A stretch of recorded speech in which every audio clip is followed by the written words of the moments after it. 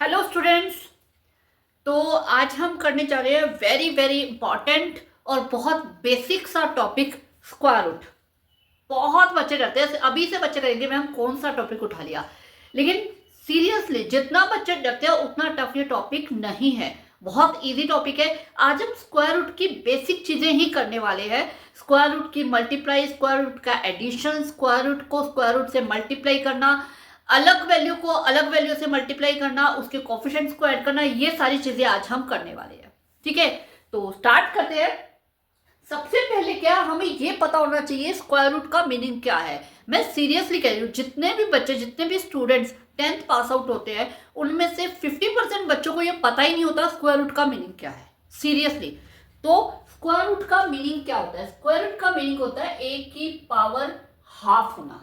ठीक है, जब आपको यहाँ पे कुछ नहीं दिया, इसका मतलब इसके अंदर देखो, ये मैंने जब 3 दिया है तो ये 1/3 आ जाएगा, जो यहां पावर होगी वो आएगी, और इसके अंदर कुछ नहीं दे रखा है यानी कि 2 है, तो यानी कि इसकी पावर क्या है? हाफ पावर होना। अब अगर किसी की पावर ए की 2 आ जाए, ए की 5 आ जाए, 2 की 3 आ जाए, 2 की 7 आ जाए, आप उसे सॉल्व कर सकते हो इजीली, उसे मल्टीप्लाई करके सॉल्व कर सकते हो। लेकिन अगर किसी की पावर फ्रैक्शन में आ जाए, 2/3, 7 की 5/2, या किसी की 5 की 1/2, तो इन्हें सॉल्व करना नेचुरली टफ होता है, हमें समझ नहीं आता, तो इसीलिए बच्चों को स्क्वायर रूट टफ लगता है। ठीक है, तो आगे चलते हैं। देखो, अगर स्क्वायर रूट इसके अंदर कुछ नहीं है तो 1/2, 3 है तो 1/3। ओके, इसी तरह मैंने इसकी एक एग्जांपल ली है। अगर 5 के ऊपर रूट आ जाए तो इसका मतलब होगा 5 की पावर हाफ। अगर 3 की मैंने यहाँ पे लिया है तो इसका क्यूब रूट, इसे क्या बोलते हैं? क्यूब रूट बोलते हैं। 8th क्लास में ये चैप्टर आता है। ठीक है, क्यूब रूट।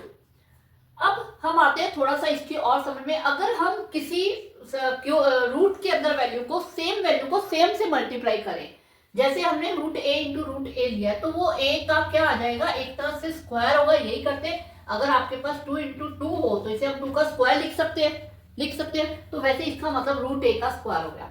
अब रूट ए का स्क्वायर, तो ए की पावर होती है हाफ और ऊपर पावर आ गई 2। अब इसको आप जरा समझना, 1/2 इंटू 2 हो गया। ये जो पावर है ये इस तरह से 2 से 2 कट के पावर आ जाएगी 1। क्लियर? 1 आई, तो इसे हम क्या लिख सकते हैं? इसे हम लिख सकते हैं ए। यानी कि अगर आपको सेम वैल्यू के ऊपर रूट आके उसे 2 बार लिख के मल्टीप्लाई में दे रखा है, तो आप डायरेक्ट उसे बिना रूट के ले सकते हो। उसका स्क्वायर दे रखा है, जैसे कि मोस्टली बच्चे ये कहते भी है स्क्वायर से रूट कट जाता है। ये बच्चे बोलते हैं, कर लेते हैं, सम सॉल्व कर लेते हैं, स्क्वायर से रूट काट देते हैं, लेकिन ये नहीं पता होता क्यों कटता है। ठीक है, तो यहाँ पे मैंने आपको रीजन बताया है कि क्यों कट जाता है। अब इसी तरह कई जगह पे अगर आपको कुछ इस तरह से दे रखा है, यहाँ पे 3 दे रखा है, ए दे रखा है, और ये 3a, तो इसी तरह मिस्टेक समझने के कारण बच्चे क्या इसे भी एक एक को लिख रहे हैं, जबकि ये एक इक्वल नहीं होता है। यानी अगर आपको यहाँ पे एक और रूट ए 3 दे रखा हो तो वो एक इक्वल होगा। क्यों?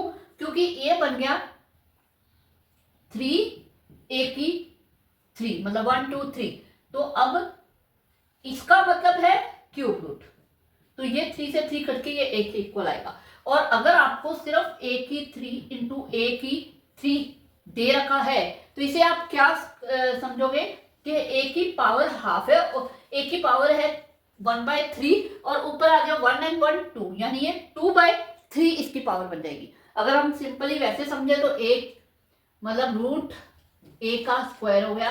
ठीक है, तो ये आ जाएगा 1/3 का 2, तो ये क्या बन जाएगा? 2/3 बन जाएगी। ठीक है, तो ये पावर बन जाएगी। इस पावर को हम आगे इसी ढंग से सॉल्व करेंगे।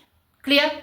ठीक है, इसका एक एग्जांपल मैं बताती हूँ। वैसे इसका पहले एग्जांपल मैंने क्या लिया, ये देखो, √2 इंटू √2, डायरेक्ट आप इसे 2 लिख सकते हो, या आपके पास आ जाए √2 का स्क्वायर, तो इसका मतलब भी 2 आ जाएगा। ठीक है, अब इस टाइप का एक एग्जांपल, जैसे मान लो हमारे पास है 64, यहां पे 3 दे रखा है, यहां पे 2 दे रखा है।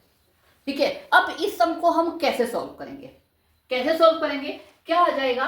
64 की पावर 2/3 आ जाएगी। ठीक है, 2 यहां ऊपर है और डिनोमिनेटर में ये 3 आ जाएगी। अब 64 का अगर हम एलसीएम सॉल्व करें, ये जाएगा 2 के टेबल में 32, फिर 2 के टेबल में 16, 2 के टेबल में 8, 2 के टेबल में 4, 2 के टेबल में 2, 2,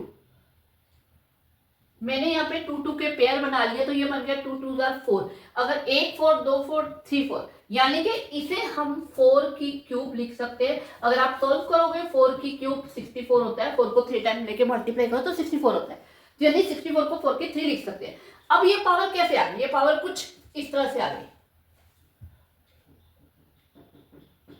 3 से 3 कट गया 2, यानी कि ये इक्वल टू आ गया 4 की स्क्वायर। 4 की स्क्वायर क्या होती है?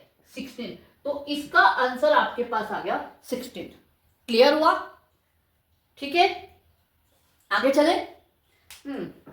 अब इसी टाइप से ये था जब आपको सेम टू सेम दे रखा है, लेकिन अगर आपको कुछ ऐसा दे रखा हो जिसमें आपको रूट ए और इंटू रूट बी मतलब अलग अलग वैल्यूज दे रखी हैं, तो क्या करोगे? रूट का अंदर ही अंदर मल्टीप्लाई हो जाता है, तो हम इसे मल्टीप्लाई कर देंगे a इंटू बी करके, एक साथ रूट ले लेंगे, एक ही मीनिंग है। फॉर एग्जाम्पल मैंने यहाँ पे लिया है रूट 2 इंटू रूट 3, तो 2 3 कितना होता है 6, तो इसे आप रूट 6 लिख सकते हो। ठीक है, रूट के अंदर ही अगर दोनों वैल्यूज है, अगर रूट के अंदर नहीं है, फॉर एग्जाम्पल अगर आपको 2 रूट 3 इंटू रूट 5 कुछ इस टाइप से दे रखा है, यहाँ पे दे रखा है 3, ठीक है, तो आपके बाहर वाली वैल्यू को जो रूट के बाहर है उसे बाहर के बाहर मल्टीप्लाई करोगे, 2 3 आ जाएगा 6, और रूट के अंदर वाली वैल्यूज को अंदर ही अंदर मल्टीप्लाई करके 15 इस तरह से आ जाएगा। ठीक है, यानी कि रूट के अंदर वाली वैल्यूज को आप अंदर ही अंदर मल्टीप्लाई कर सकते हो। अगर अलग अलग एक जैसे आ जाती है तो उसे सॉल्व करने का तरीका मैंने बता दिया, अलग अलग आ जाती है तो आप उसे इस तरह से सॉल्व करोगे। अब ये मल्टीप्लाई की बात थी, तो ऐसे ही मैंने यहाँ पे ये एक डिवाइड लिया है।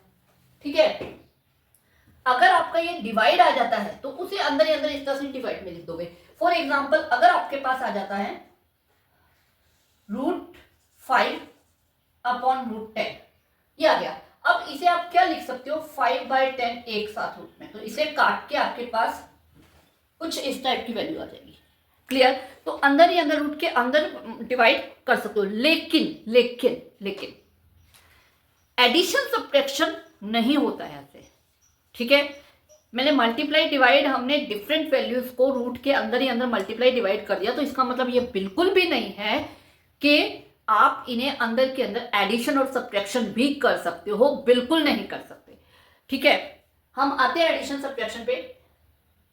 यहां पे अगर आपका ये मैंने एडिशन वाले कुछ सम लिए हैं, ये दो, इनको अब हम सॉल्व करते हैं। देखो रूट ए प्लस रूट ए, तो आप क्या करोगे? सेम वैल्यू अगर आ गई तो 1 रूट ए और 1 रूट ए, 1 प्लस 1 कितना हुआ? 2, तो ये आ जाएगा 2 रूट ए। इसका मतलब समझ गए कि मतलब आपको सिर्फ क्या करना है? कोफिशिएंट्स को ऐड करना है। ठीक है, जैसे x प्लस एक्स 2x होता है, वैसे ही root A plus root A 2 root ए हो जाएगा। ठीक है, ये यहाँ पे जैसे मैंने रूट 3 प्लस रूट 3 लिया है, तो ये क्या आ जाएगा? 2 रूट 3। अब यहाँ पे क्या है, कोई कोफिशिएंट दे नहीं रखा था तो उसे हमने 1 ले लिया, लेकिन अगर यहाँ पे दे रखा हो, यहाँ पे 2 दे रखा हो, यहाँ पे मान लो 4 दे रखा है, तो क्या हो जाएगा? 2 रूट ए 4 रूट ए, तो 4 और 2 कितना हो गया? 6 रूट ए हो गया। आपको कोफिशिएंट्स को ऐड कर देना है। सेम इसी तरह यहाँ पे भी अगर मैंने यहाँ पे 3 ले लिया और यहाँ पे मैंने ले लिया 2, तो 2 प्लस 3 यानी कि 5 आ जाएगा। क्लियर? ठीक है, तो आपको उनके कोफिशिएंट्स को ऐड करना है। ओके, अब इसी टाइप से अगर आपको डिफरेंट वैल्यूज में आ जाता है, डिफरेंट वैल्यूज में आ जाता है root A plus root B, तो इसे क्या करना है? तो डेफिनेटली कुछ ऐसा हो जाएगा, रूट ए प्लस बी ऐसा होगा? ऐसा नहीं होगा। ओके, ऐसा नहीं होगा, ये गलती कभी मत करना। ठीक है, इसको आप कुछ नहीं कर सकते, ये as it is root A plus root B ही आएगा। क्लियर? अगर यहाँ पे 2 और 3 आ जाए तब भी आपको इसे मतलब 2 root A plus 3 root B ही लिखना है, कुछ नहीं करना। ओके, फॉर एग्जाम्पल मैंने यहाँ पे रूट 5 और रूट 6 लिया है, एज इट इज ही आएगा। अगर मान लो मैंने 2 रूट 5 प्लस रूट 6, तो 2 रूट 5 प्लस रूट 6 रहेगा, इसका कुछ नहीं हो सकता। ओके, ठीक है, यहाँ पे मैंने कुछ 1-2 सम और भी लिए हैं, मैंने ये भी लिया है कि अगर आपको पावर आ जाती है, वैसे मैं वो चीज आपको समझा चुकी हूँ फिर भी यहाँ पे मैं आपको बता देती हूँ, इसकी आ जाएगी 5/2, ठीक है। और अगर यहाँ पे 3 दिया हो तो यहाँ पे 5/3 आ जाएगी। सिमिलरली यहाँ पे 7 की 3/2, ठीक है। इस तरह से इसकी पावर्स आ जाएंगी और आप इसे सॉल्व कर सकते हो।